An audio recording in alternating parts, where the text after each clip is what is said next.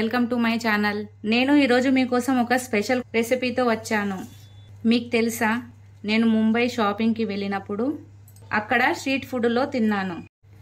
అది అద్భుతంగా ఉంది. దాని రుచి నాకు నచ్చింది. ఈ రోజు మీకు అదే రుచి వచ్చేలా ఎలా చేయాలో చూపెడతా. ఎందుకు ఆలస్యం, స్టార్ట్ చేద్దామా? ముందుగా ఉడికించిన ఆలుని స్మాష్ చేసుకోవాలి. ఇలా అన్నిటినీ స్మాష్ చేసుకొని పక్కన పెట్టుకోవాలి. ఒక మిక్సీ జార్ తీసుకొని అల్లం వెల్లుల్లి, పచ్చిమిర్చి, కొత్తిమీర, కరివేపాకు వేసుకోవాలి. కొద్దిగా సాల్ట్ వేసుకొని మిక్సీ పట్టుకోవాలి.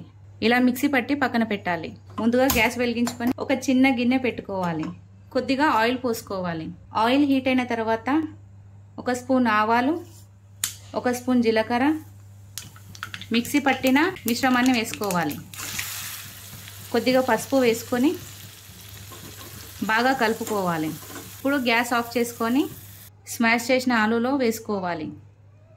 కొద్దిగా సాల్ట్, వేయించుకున్న జీలకర్ర పొడిని వేసుకొని అంతా కలిసేలా కలుపుకోవాలి. ఒకవేళ సాల్ట్ తక్కువ అనిపిస్తే టేస్ట్ చూసి సాల్ట్ వేసుకోవాలి. అంతా మిక్స్ అయింది. దీన్ని పక్కన పెట్టాలి. ముందుగా ఒక గిన్నె పెట్టి అందులో శనగపిండి వేసుకోవాలి.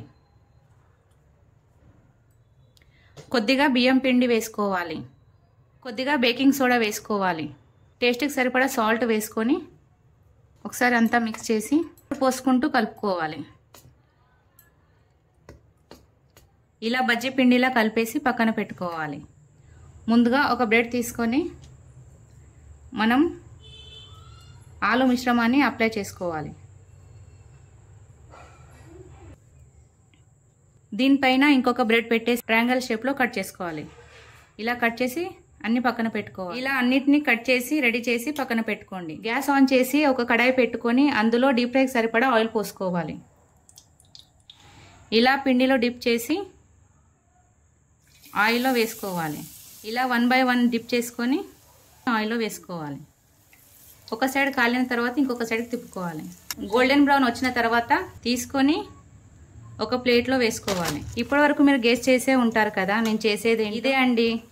నేను ముంబైలో తిన్న బ్రెడ్ కట్లెట్. ఇలా అన్నిటినీ కాల్చుకొని తీసుకోవాలి. ఎంతో టేస్టీగా ఉండే బ్రెడ్ కట్లెట్. ఇలాంటి మరిన్ని వీడియోల కోసం నా ఛానల్ని లైక్ చేయండి, షేర్ చేయండి, సబ్స్క్రైబ్ చేసుకోండి. మీరు టేస్ట్ చేసి ఎలా ఉందో కామెంట్లో పెట్టండి.